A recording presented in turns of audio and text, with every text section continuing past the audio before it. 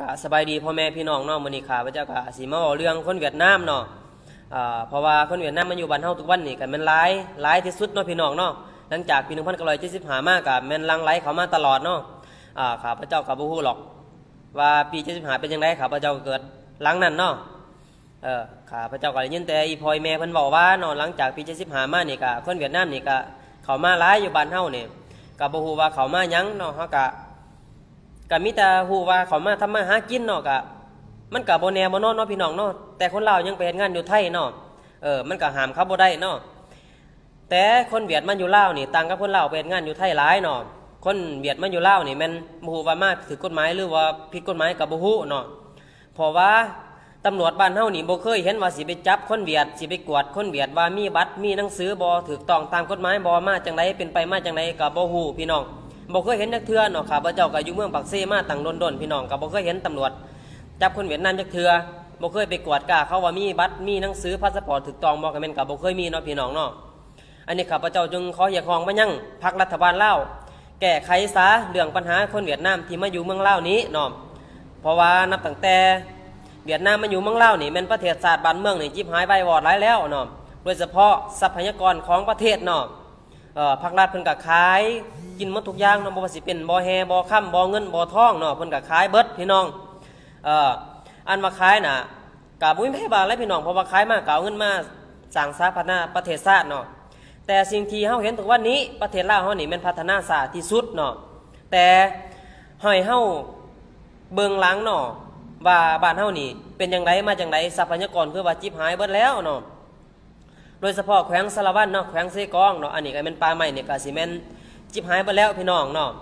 เพราะว่าตำรวจทหารกองร้อนบ้านนายบ้านเจ้าเมืองเจ้าแขวงเนาะเป็นผู้เซ็นหนังสือ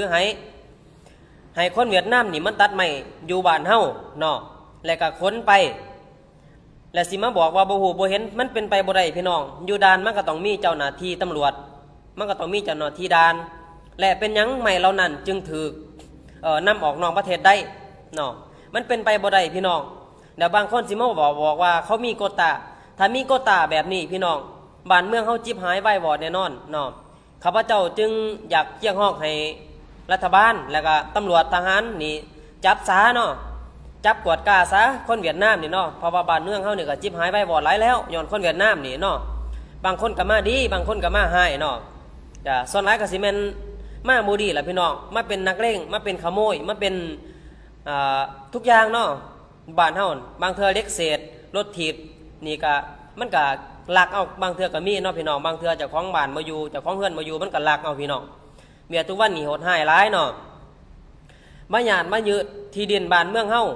บางเทื่อนักธุรกิจเวียดอยากได้ดินบนใดก็แม่นมาหยาดมายึดเอาเนาะโดยไปบอกเจ้าเมืองเจ้าแขวงว่าอยากได้บนนั้นบนนี้ก็ไปหยาดไปยึดเอาเนาะโดยบ่บอกประชาชนจักคำผู้ที่เป็นเจ้าของดินเนาะเจ้าเมืองเจ้าแขวงนี่ทุกวันนี่ก็เป็นของคนเวียดไปเบิดหับใส่คนเวียดไปเบิดแหละเนาะโดยบ่คิดเห็นประชาชนตัวเองเนาะว่าสิทุกข์ว่าสิยากทำไรก็บ่คิดเห็นมันเอาผลประโยชน์ของตัวเองเป็นใหญ่โดยบ่คิดเห็นผลทุกข์ผลยากของประชาชนเลยอันนี้ข้าพเจ้าก็อยากเรียกร้องมายังทานท้องสิงห์ธรรมวงศ์เนาะนายกรัฐมนตรีแห่งประเทศลาวเนาะกะแก้ไขซะเนาะก่อนประเทศลาวเฮาสิจิบหายหรือเจ้าเมืองเจ้าแขวงถ้าได้เบิ่งคลิปนี้แล้วกะกับตัวกับใจสาประเทศเฮามันมาถึงขนาดนี้แล้วก็อยากเรียกร้องมาให้แก้ไขซะเรื่องปัญหาของคนเวียดนามนี้เนาะก็เศร้าซะพี่น้องเนาะสายสัมพันธ์ลาวเวียดนามนี่นับตั้งแต่สร้างความสัมพันธ์มานี่ก็มีแต่ความจิบหายวายวอดเนาะเฮาก็ได้ผลประโยชน์จากเขา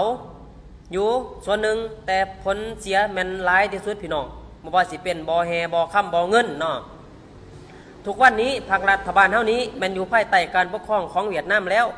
บ่ว่าสิเป็นการศึกษาการทหารการตำรวจการธนาคารเนาะการปกครองก็แม่นขึ้นกับคนเวียดเบิดก็อยากให้ประชาชนเนาะสังเกตเบิ่งภาครัฐเฮารัฐลาวเฮาทุกวันนี้อีหยังกับเวียดนามอีหยังกับเวียดนามเนาะอีหยังกับเวียดนามเบิดทุกสิ่งทุกอย่างเนาะทุกวันนี้ประเทศเฮานี่มันอยู่ภายใต้การปกครองของเวียดนามแล้วเนาะเวียดนามอยากได้หยังก็ได้เนาะขนาดพระพุทธรูปนะพี่น้องมันยังให้พี่น้องว่ามันสัวสำไรเนาะมันสัวคือหมานี่พี่น้องขนาดพระพุทธรูปมันยังให้เขาได้เนาะมันเอาสมองส่วนใดมาคิดเนาะพี่น้องเนาะให้คิดเอาเวียดนามอยากได้หยังมันก็ให้เนาะอันนี้ก็ถึงฝากให้